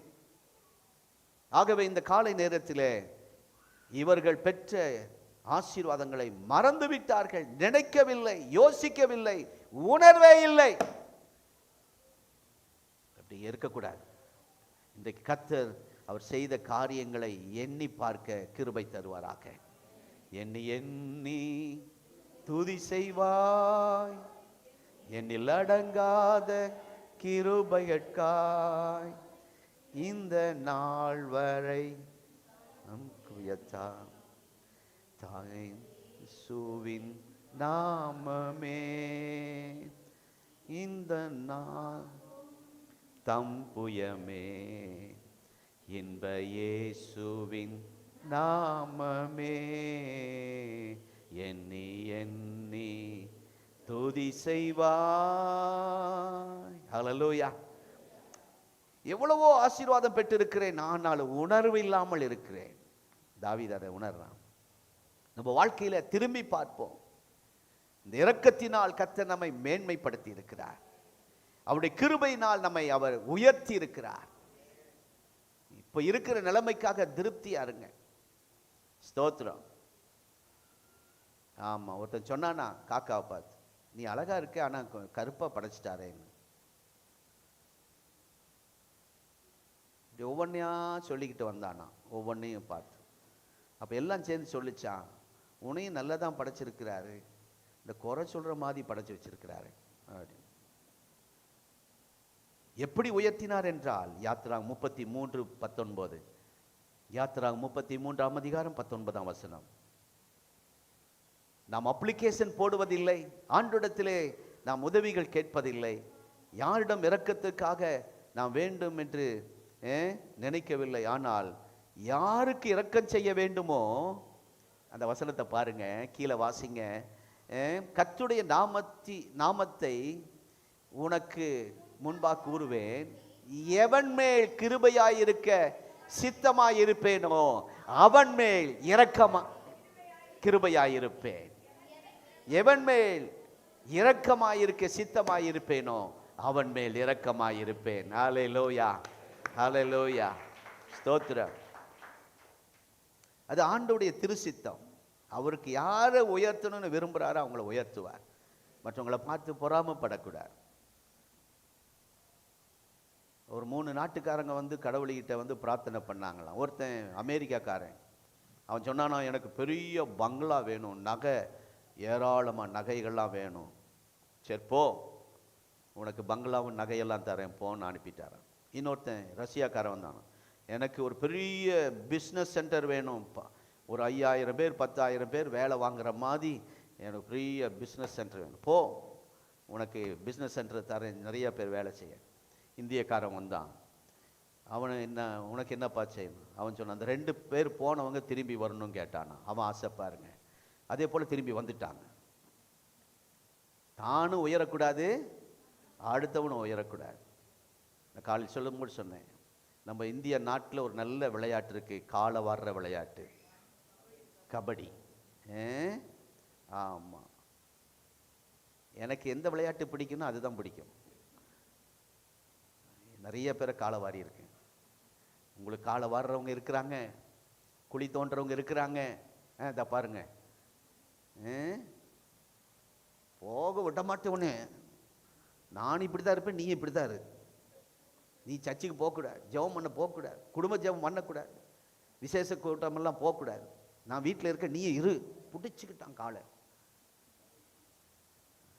நண்பர்கள் கவனமாக இருங்க, இப்படி தான் பிடிச்சிக்குவாங்க. உதறி தள்ளிவிட்டு வாங்க. கர்த்தர் உங்களை உயர்த்துற நேரம் வந்துருச்சு. அவர் கிருபை உங்கள் மேலே இருக்கு. ஹல்லேலூயா. கர்த்தருக்கு ஸ்தோத்திரம். நீ டைமை வேஸ்ட் பண்ணாதீங்க. தேவன் நல்லவர், ஆகவே அவர் இரக்கம் பெரியது. தாவீது ஒரு ராஜாவுக்கு மருமகன் ஆகிறான். அதுக்கு தகுதியா இல்லை. விட்டுருங்க ராஜாவே, நான் அதுக்கெல்லாம் நான் தகுதி இல்லைன்னு ஓட பார்த்தான். நீ மருமகனாக தகுதி இல்லைன்னு நீ நினைக்கிற, ஆனால் இதே அரண்மனையில் உன்னை சிங்காசனத்தில் உட்கார நான் வைப்பேன் என்று ஆண்டவர் சொன்னார். ஆமென். இந்த வருடம் தாவீது கருளின கிருபையை எனக்கும் என் குடும்பத்துக்கு தருவார் என்று எத்தனை பேர் விசுவாசிக்கிறீங்க? ஹல்லேலூயா. என் தகுதி அல்ல, என் திறமை அல்ல, என்னுடைய ஞான வெளிப்பாட்டினால் அல்ல, வேத அறிவினால் அல்ல, உம்முடைய இரக்கத்தை நான் நம்பி இருக்கிறேன். என்னை மேன்மைப்படுத்த நீர் வல்லவர். எந்த மனிதனை உயர்த்தவும், எந்த மனிதனை ஸ்தோத்திரம் மேன்மைப்படுத்தவும் உம்மாலே ஆகும். ஆமென். எத்தனை பேர் சொல்றீங்க? ஆகவே உம்முடைய காருண்யம் என்னை, என் குடும்பத்தை, என் சபையை, glory to God. ஆமென். மகா அலெக்சாண்டர் அந்த மாமன்னர் தன் சேகவர்களோட ஒரு ரோட்டில் நடந்து போய் கொண்டிருந்தார். இதுவரை எல்லாரும் அவரை பகலில் பார்த்துருக்கா. அன்றைக்கு ஒரு இரவு யாருமே கண்டுபிடிக்க முடியல. மகா அலெக்சாண்டர் வரான்னு தெரியாமல் போச்சு. இருட்டு, அவ்வளோ இருட்டு. ரோட்டு ஓரமாக ஒரு பிச்சைக்காரன் பிச்சை பாத்திரத்தை அவருக்கு நேராக நீட்டி, எனக்கு பிச்சை போடுங்க என்று கேட்டான். உடனே இந்த கிரேட் அலெக்சாண்டர் தன் பாக்கெட்டில் கைவிட்டு ஒரு 2 தங்க காசை போட்டார். எத்தனை காசு? என்ன காசு? தங்க காசை போட்டார். கூட இருக்கிற சேகவன் கேட்டான். அவன் என்ன கேட்டான்? பிச்சைக்காரன் பிச்சை கேட்டான். அந்த காலத்தில் நான் சொல்றது, மகா அலெக்சாண்டர் காலத்தில் செப்பு காசுங்குவாங்க. செம்பு காசா? செம்பு காசு வேற, செப்பு காசு வேற ஒன்று இருக்கு. ஐயா நான் சொல்றது சரியா? கேட்டது இல்லையா? செப்பு காசு அந்த நாட்களில் அப்படி ஒன்று இருந்திருக்கு. ஆகவே அவன் கேட்டது பிச்சை தானே கேட்டான். நீங்கள் செப்பு காசு போட்டுருக்கலாம்ல 2, ஏன் தங்க காசை போட்டீங்க அப்படின்னு அவன் கேட்டான். அதுக்கு அலெக்சாண்டர் சொல்கிறாரு, செப்பு காசு பிச்சைக்காரனுக்கு தகுதி தகும், அதுதான் அவனுக்கு தகுதி. ஆனால் தங்க காசு என்பது என் இரக்கத்திற்கு தகும். புரியுதா? அப்போ நம்ம ஆண்டவர் நம்மை ஆசீர்வதிப்பது நம்ம தகுதியினால் அல்ல, அவர் கொடுத்த இரக்கத்தினால். நம்ம செப்பு காசுக்கு தான் சரி.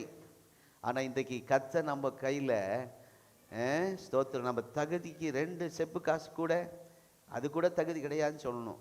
ஆனால் அதை பெற தகுதி கிடையாது என்று நாம் நினைக்கிறோம். அதான் மண் என்று நினைவு கூறுகிறாராம்.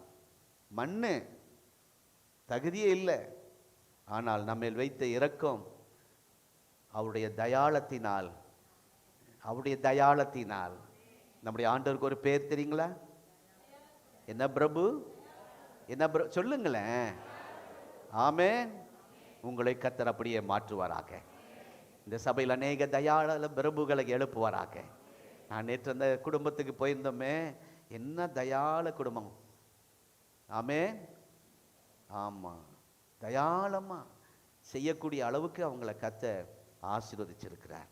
கர்த்தருடைய நாமத்துக்கு ஸ்தோத்திரம். ஆகவே தான் வசனம் சொல்லுகிறது, நாம் வேண்டிக் கொள்வதற்கும் நினைப்பதற்கும் மிகவும் அதிகமாய், ஜெபித்ததுக்கு மாதிரி இல்லை, அதுக்கு அதிகமாய் நம்ம நான் என் வாழ்க்கையில் நான் நினைச்சு பார்க்குறேன், ஜெபித்து வாங்கினது கொஞ்சம், ஜெபிக்காம கர்த்தர் கொடுத்தது அதிகம். ஏனென்றால் நம்ம அவர் என்ன வச்சிருக்கிறார்? கிருபை. என்ன வச்சிருக்கிறார்? இரக்கம். ஆமென். ஆகவே வலியோரை தாழ்த்தினார், தாழ்ந்தோரை உயர்த்தினார். ஆமென். எளிமையானவர்களை மேன்மைப்படுத்தினார், மேன்மையானவர்களை கீழே தள்ளினார். ஸ்தோத்திரம்.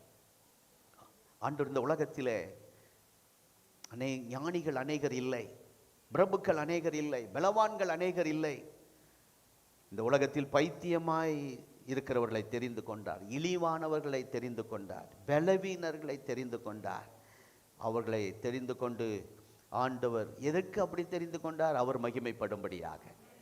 எல்லாரும் பார்த்து, இவங்க படிக்காதவங்க, இவங்க கஷ்டப்படுறவங்க, இந்த குடும்பம் இவ்வளோ ஆசீர்வாதமாக இருக்கிறாங்க என்று சொல்லக்கூடிய தேவன் நாமம் மகிமைப்படுவதற்கு ஏதுவாய் இப்படி கர்த்தர் செய்கிறார். அதுதான் உண்மை. ஆகவே இந்த வருடம் என் தகுதியின்படி அல்ல, அவருடைய இரக்கத்தின்படி என்னை உயர்த்த போகிறார்.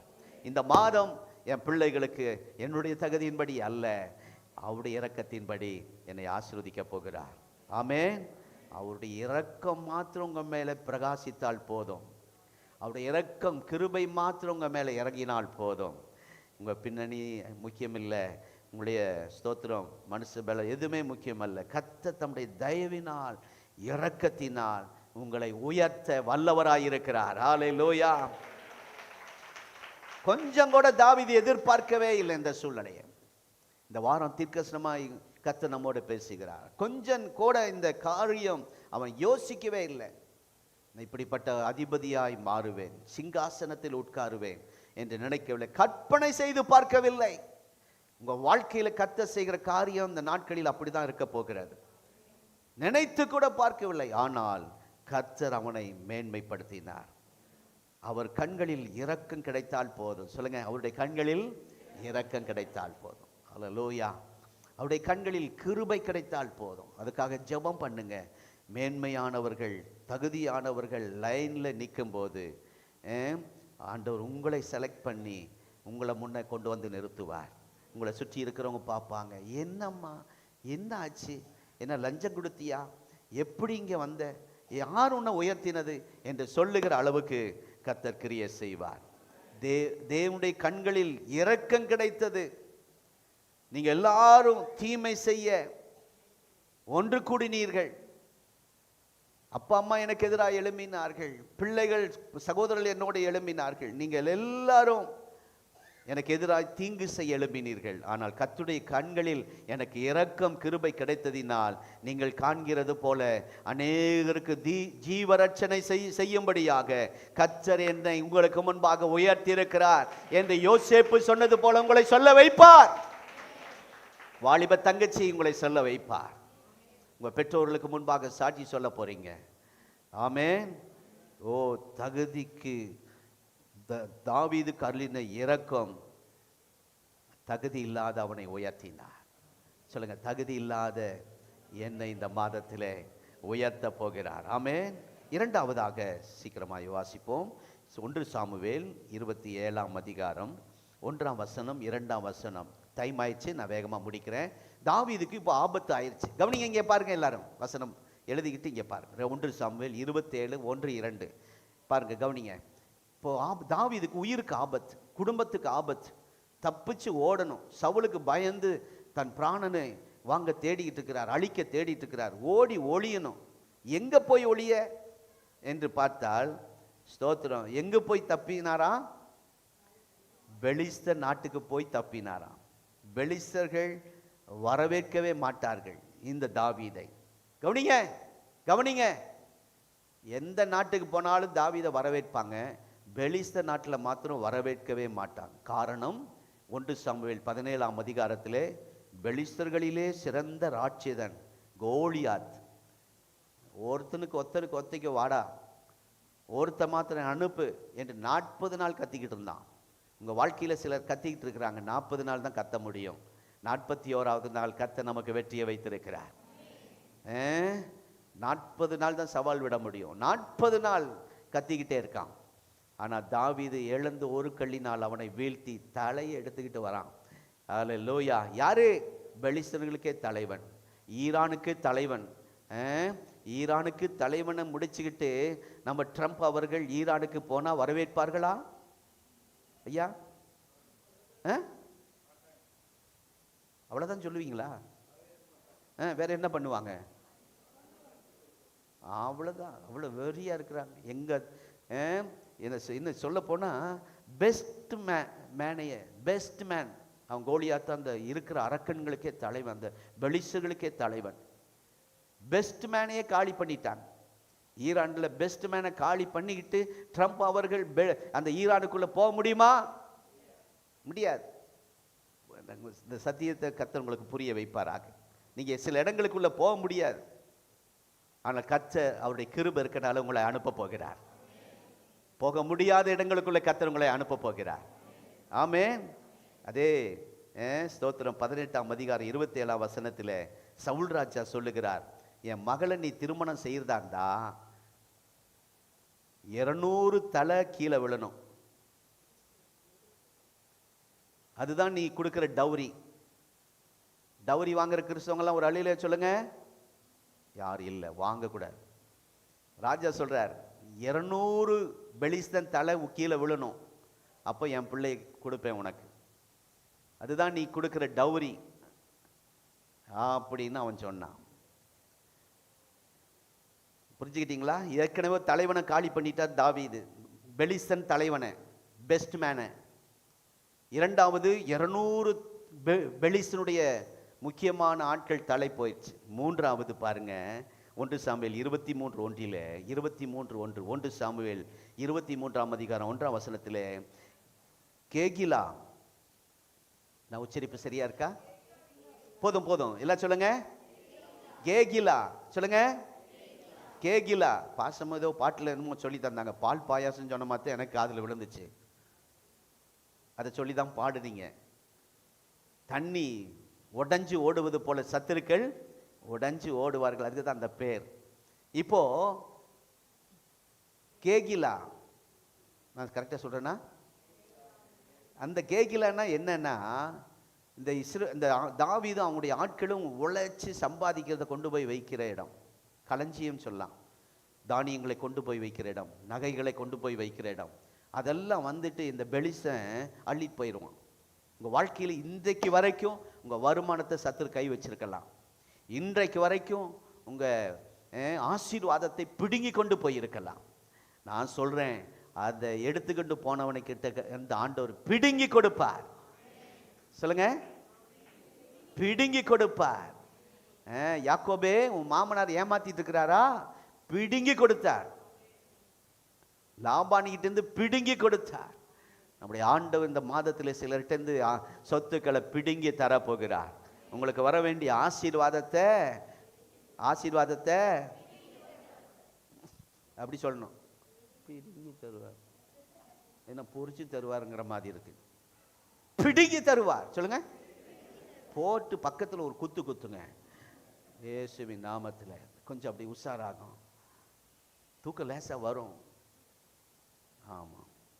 இங்கே 5ஆம் வசனம், அது சரி, 5ஆம் வசனத்தில் அவன் 5ஆம் வசனம், அவர்களில் அநேக பேரை வெட்டி. சொல்லுங்க, அவர்களில். இதுக்கு முன்னாடி ஒரு பெரிய ஆள் தலைவன், அதுக்கு அடுத்தது 200 தலை போச்சு. இப்போ நம்பரே இல்லை, அநேகம். அப்படிப்பட்ட பெலிஸ்த தேசத்துக்கு உள்ள போனா உன்னையும் வரவேற்பாங்களா? தாவீதே, எவ்வளவு வெறியா இருப்பாங்க. எங்க தலைவனை நீ போட்டு தள்ளி இல்ல, எங்க அதுக்கு அடுத்தது 200 பேரை கொண்டிருக்கிற, அதுக்கு அடுத்தது அநேக பேரை கொன்று வெட்டி பெற்றிருக்கிற, வா மொத்தமா அப்படின்னு உள்ள கூப்பிட்டு கவனிச்சிருப்பாங்க. ஆனா இது எப்படிங்க நடக்கும்? எப்படி நடந்தது என்றால், தேவன் கொடுத்த இரக்கத்தினாலே, தேவன் கொடுத்த கிருபையினாலே. ஓ ஹல்லேலூயா. அந்த பட்டணத்தில் போய் 1 வருஷம் 40 மாதம், சரியா? 40 நாளா?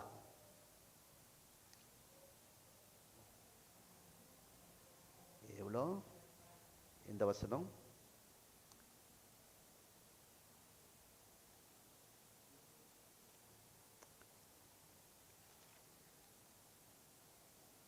கண்டுபிடிச்சிங்களா?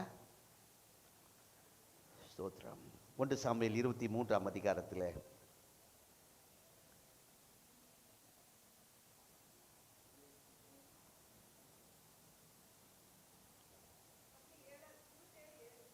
சொல்லுங்க.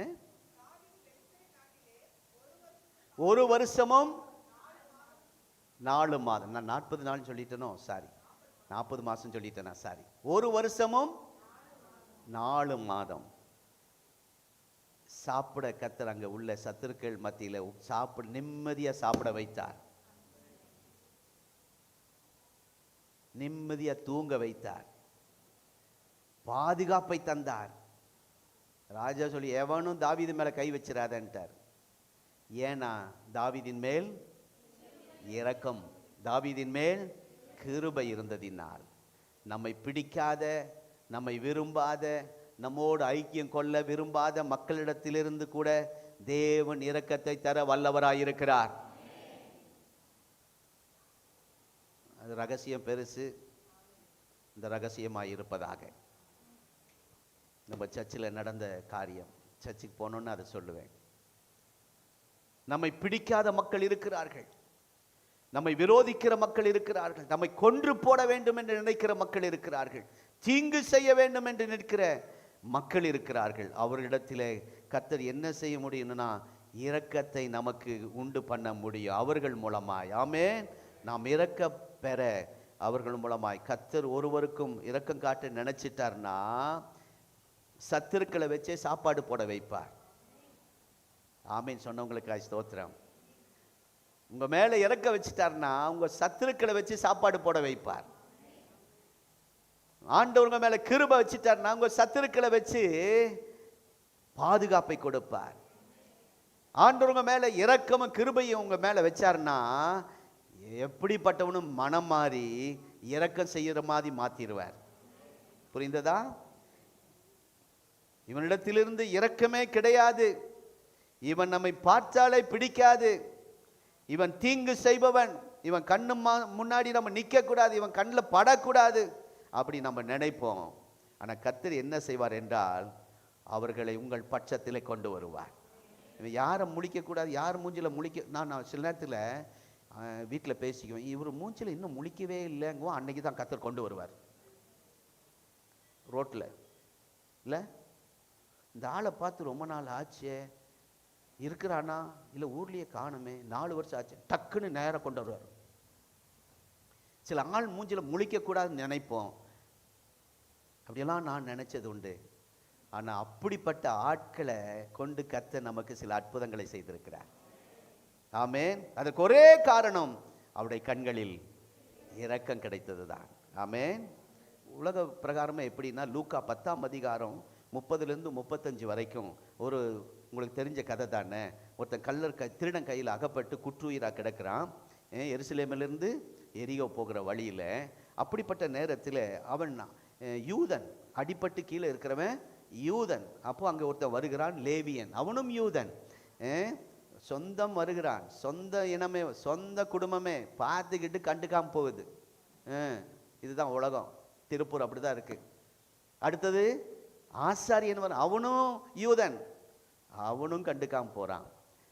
அடுத்தது ஒருத்தன் வரான் சமாரியன். சமாரியர்கள் யார் தெரியுமா? சமாரியர்கள் கிட்டேருந்து ஒன்றும் வாங்க முடியாது. யோவான் 4ஆம் அதிகாரத்தில் ஏசப்பா ரொம்ப வெயில், இந்த 12 மணி, இப்போ 12 மணியா, 12 மணி நேரம் வெயில் தாங்க முடியல, கிணத்தோரமாக உட்கார்ந்து அம்மா கொஞ்சம் குடிக்க தண்ணி கேட்டார். வேற ஒன்றுமே கேட்கல. தண்ணி கேட்டதுக்கு ஒரு கிளாஸ் தண்ணீர் கொடுக்கல இந்த அம்மா. உங்கள் வீட்டுக்கு வர்றவங்களுக்கு தண்ணி கொடுங்க, இந்த உஷ்ண காலத்தில் ஒரு தண்ணி கொடுங்க சிரித்த முகத்தோட. அவள் தண்ணி கொடுக்கல ஏசப்பாவுக்கு. நீர் யூதனாக இருக்க எப்படி என்கிட்ட கேட்கலாம்? தண்ணி தர முடியாது, போ. அப்படிப்பட்டவர்கள் தான் சமாரியர்கள். ஆனால் இந்த சமாரியன் அப்படி அல்ல. ஆண்டவங்க மேலே இறக்க வச்சா அப்படிப்பட்ட சமாரியர்கள் வந்தால் காயங்கட்டி எண்ணெய் வார்த்து வாகனத்தில் ஏற்றி சத்திரத்தில் கொண்டு போய் விட்டு பராமரிக்க சொல்லி எக்ஸ்ட்ரா பணம் நான் திரும்பி தரேன்னு சொல்ற அளவுக்கு கர்த்தர் மாத்திடுவார். அதே சமாரிய பொம்பளை என்ன ஒரு டம்ளர் தண்ணி தரல ஏசப்பாக்கு, ஒரு கிளாஸ் தண்ணி தரல. ஒரு முறை ஆண்டவர் ஒரு கிராமத்துக்கு போக, எருசலேமிலிருந்து ஒரு கிராமத்துக்கு போகணும், சமரியாவை தாண்டி தான் போகணும். ஆகவே ஆண்டவர் சீசரில் 2 பேரை கூப்பிட்டப்பா, நம்ம இந்த கிராஸ் பண்ணி போனோம், அதை தாண்டி போனோம், கொஞ்சம் நாங்கள் வரலாமா கேட்டுக்க சில திடீர்னு ஒரு கிராமத்துக்குள்ளே நம்ம அப்படி போக முடியாது பாருங்கள். அந்த காலத்தில் அவங்கள கேட்டுட்டு தான் நம்ம கிராஸ் பண்ணி போகணும். அதே போல் அந்த இறந்தவங்களை எடுத்துகிட்டு போகிறது ஊருக்குள்ளே எடுத்துகிட்டு போக முடியாது. அதுக்குன்னு ஒரு தனி வழி வச்சுருக்கிற மாதிரி அன்றைக்கு இந்த யூதர்கள் நடக்கிறதுக்குன்னு தனி வழி, இந்த ஏழை மக்கள் நடக்கிறதுக்குன்னு ஒரு தனி வழியை வச்சுருக்கிற மாதிரி ஏசப்பா ஸ்தோத்திரம் அவங்கள்கிட்ட பர்மிஷன் கேட்க சொல்கிறார். இவனுங்களும் போய் கேட்குறாங்க, 2 சீசர்கள், எங்கள் ஏசு இப்படி இந்த வழியாக கடந்து போகணும், குறுக்கு பாதையில் போகணுன்னு ஆசைப்படுறாரு, வரட்டுமா கேட்டதுக்கு வரக்கூடாதுன்ட்டானுங்க. இந்த சமாரியர்கள் ஊருக்குள்ளே வரக்கூடாது, இயேசுவையே வரக்கூடாதுன்ட்டானுங்க. அப்போ தான் இந்த 2 பேருக்கு வந்துச்சு வெறி. நம்ம சர்ச்சில் பிரச்சனை வந்தபோது நம்ம ஆட்கள் சிலர்லாம் எழும்புனாங்க பாருங்கள். என் சில பெண்கள்லாம் வாலிப பிள்ளைங்க, அவங்கள மறக்க முடியாது நான்.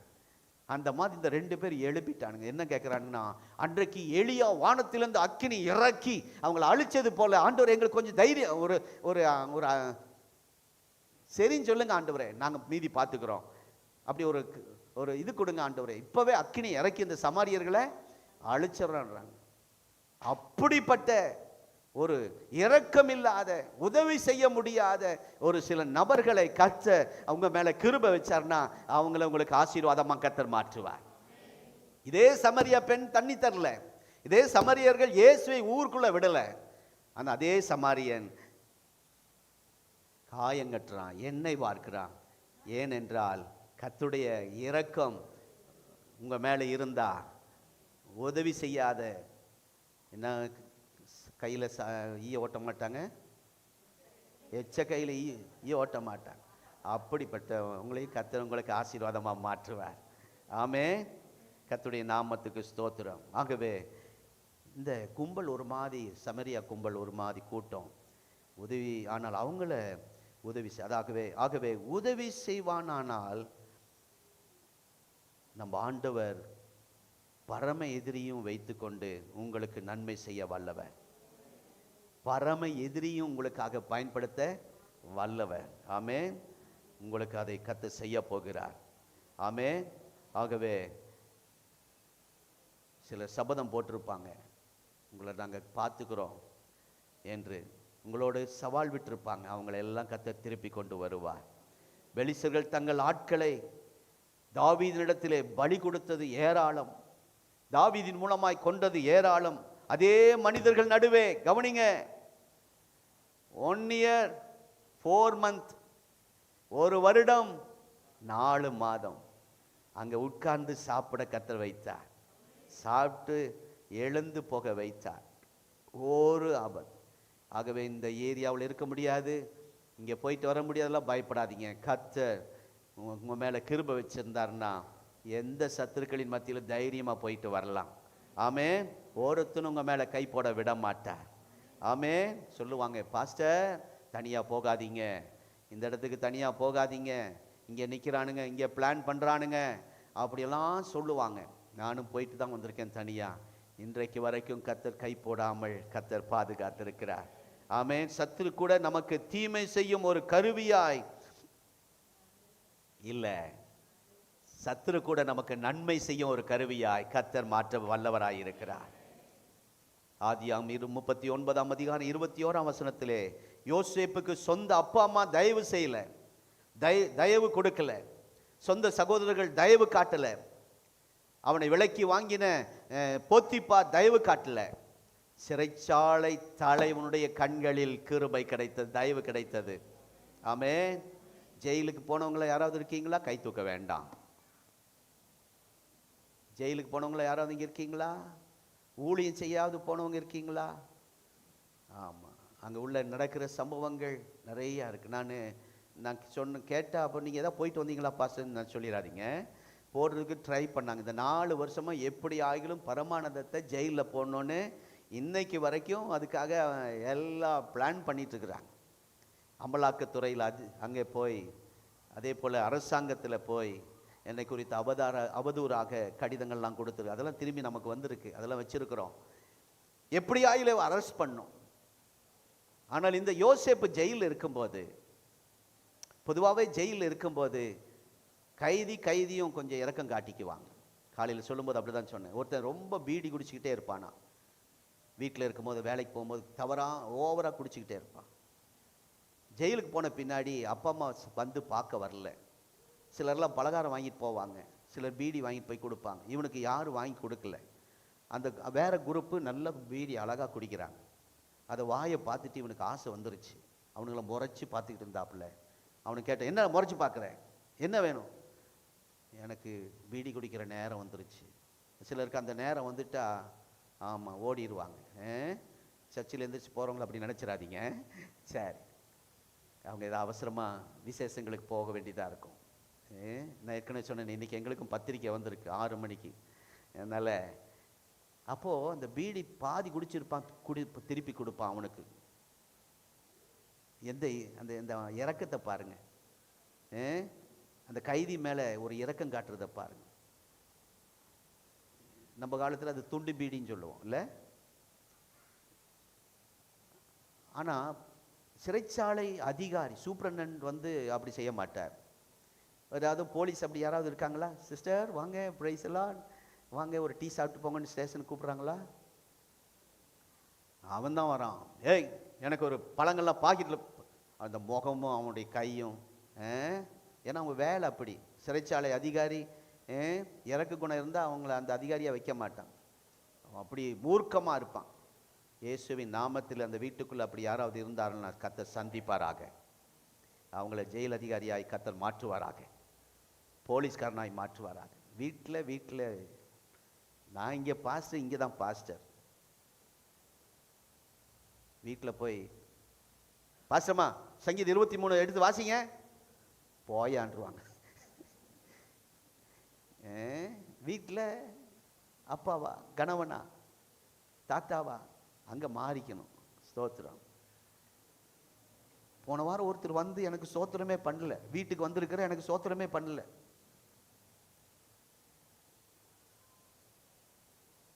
பிரதர் பாஸ்டர் பாஸ்டர் ஸ்தோத்திரம். அப்போ எப்படி இருந்தேன்னு பார்த்துக்குங்க. அவர் என்ன நினைச்சிட்டார்? பாஸ்டர்னா கண்ணாடி, வெள்ளை சட்டை, சஃபாரி போட்டிருப்பார். அன்றைக்கு அவர் வந்தவர் ஏதோ இந்த வீட்டு வேலைக்காரன்னு நினைச்சிட்டார். என் பக்கத்துலேயே தான் உட்காந்துக்க, ஸ்தோத்திரம் பண்ணல. பாஸ்டமாக்கு சோத்திரம் பண்றாரு, சாம் பாஸ்டருக்கு சோத்திரம் பண்றாரு. இவருக்கு என்ன கோபம்? நான் சர்ச்சில் ஏதாவது பார்த்து சில கோபத்தை ஒண்ணுமே இப்படி எனக்கு அதுக்குள்ள என்னென்னமோ ஓடிருச்சு.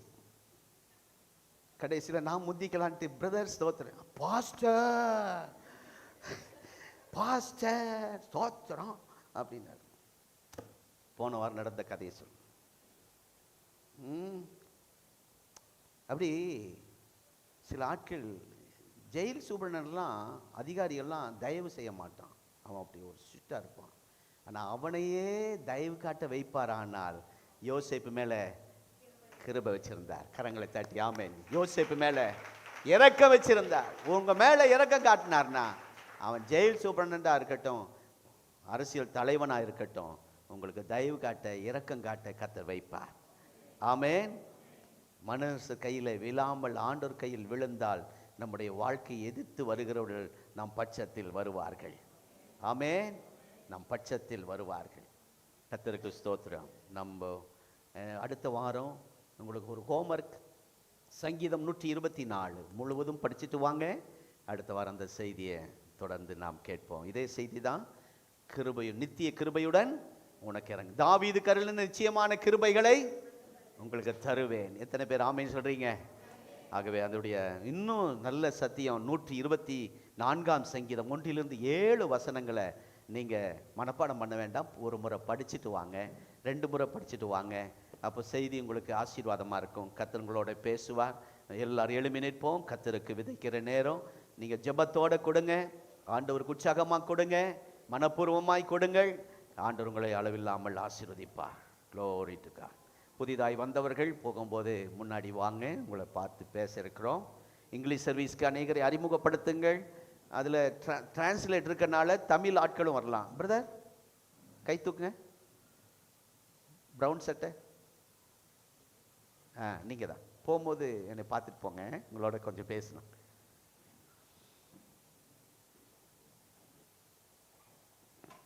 ஒரு பாடலை பாடுவோம். ஆண்டவருடைய நாம மகிமைக்காக நாம்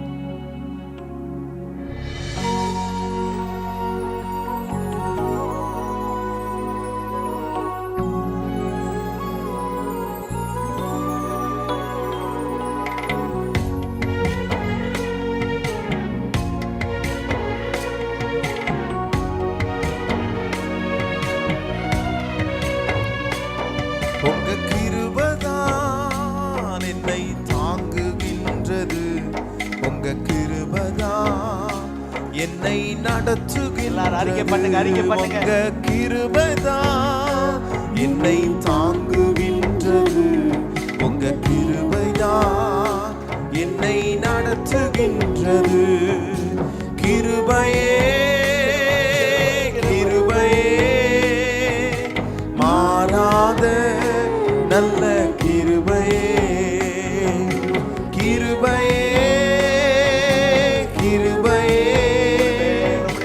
மாறாத நல்ல கிருபையே உடைக்கப்பட்ட நேரத்திலெல்லாம் என்னை உருவாக்கின கிருபை இது நாங்கள் உடைக்கப்பட்ட நேரத்திலெல்லாம் என்னை உருவாக்கின கிருபை இது கைகளை உயர்த்தி கிருபையே மாறாத நல்ல கிருபையே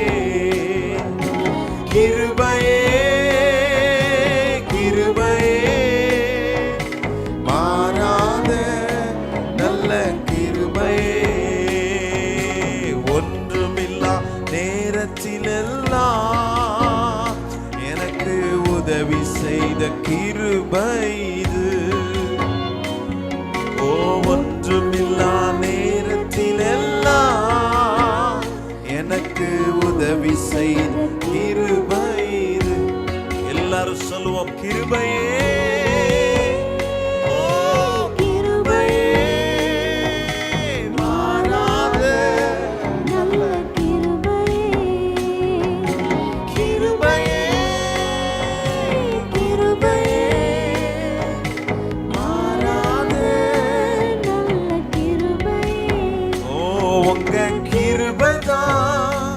என்னை தாங்குகின்றது உங்க கிருபைதான் என்னை நடத்துகின்றது உங்க கிருபைதான் என்னை தாங்குகின்றது உங்க கிருபைதான் என்னை நடத்துகின்றது ஹல்லேலூயா ஹல்லேலூயா கரங்களை தட்டி ஓ கிருபை கிருபை கிருபை கிருபை கிருபை கிருபை ஷபலதரபா கபரியான் சரபா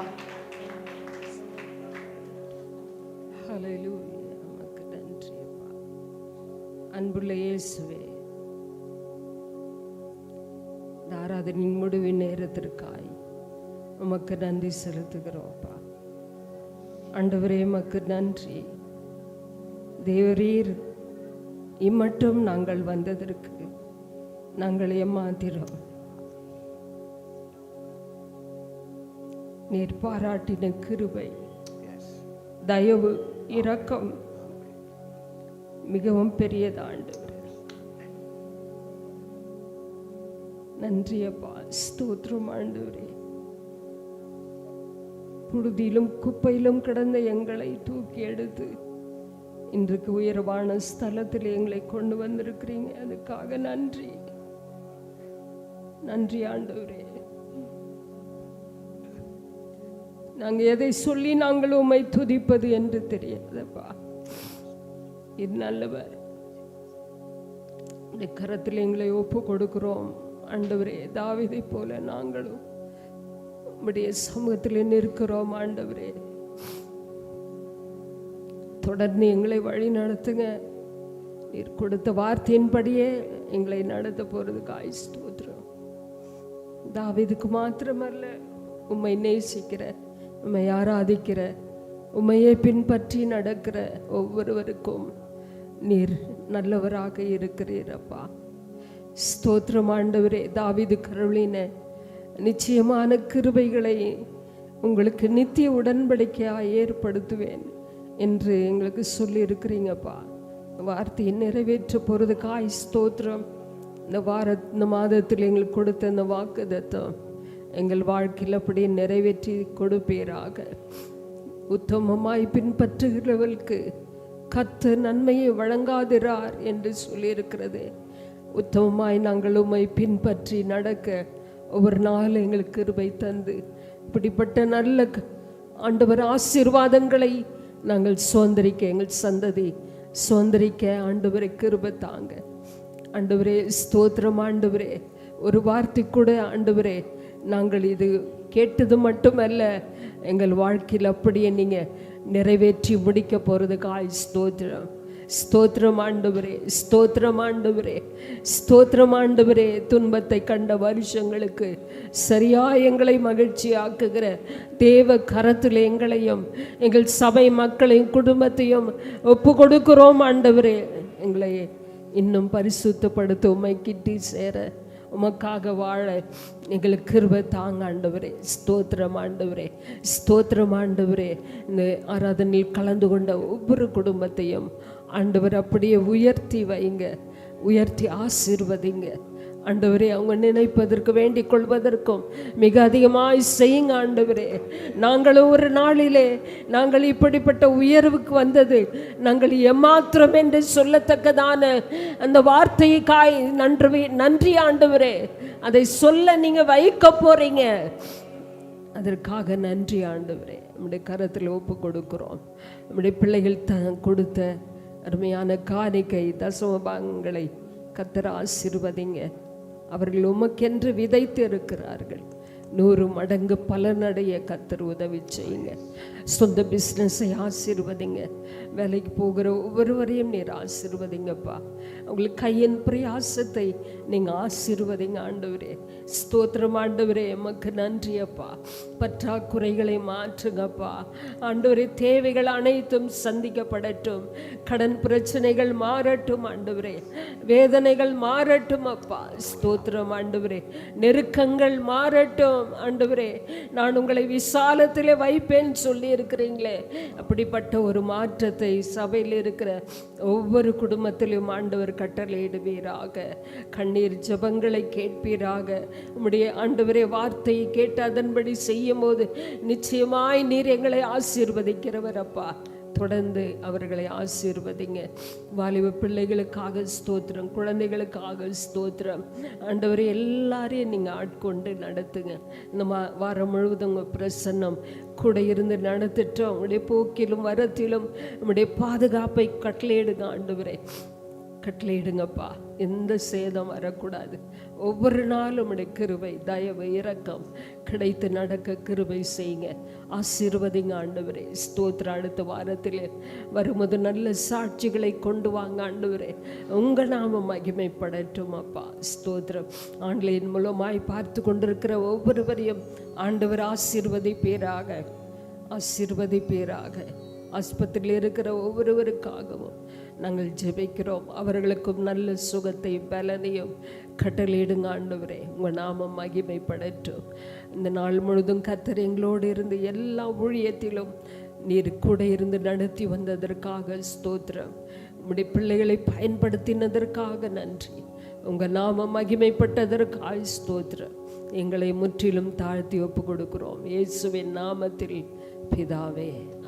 நம்முடைய கர்த்தராகிய இயேசு கிறிஸ்துவின் கிருபை, பிதாவாகிய தேவனுடைய அன்பு, பரிசுத்த ஆவியானுடைய ஐக்கியம் இந்த சபையில் ஆராதனை கலந்து கொண்ட ஒவ்வொரு குடும்பத்தோடும், விசேஷமாய் ஆன்லைனில் பார்த்து கொண்டு இருக்கிற குடும்பத்தோடும் சதா காலமும் நிலைத்திருப்பதாக.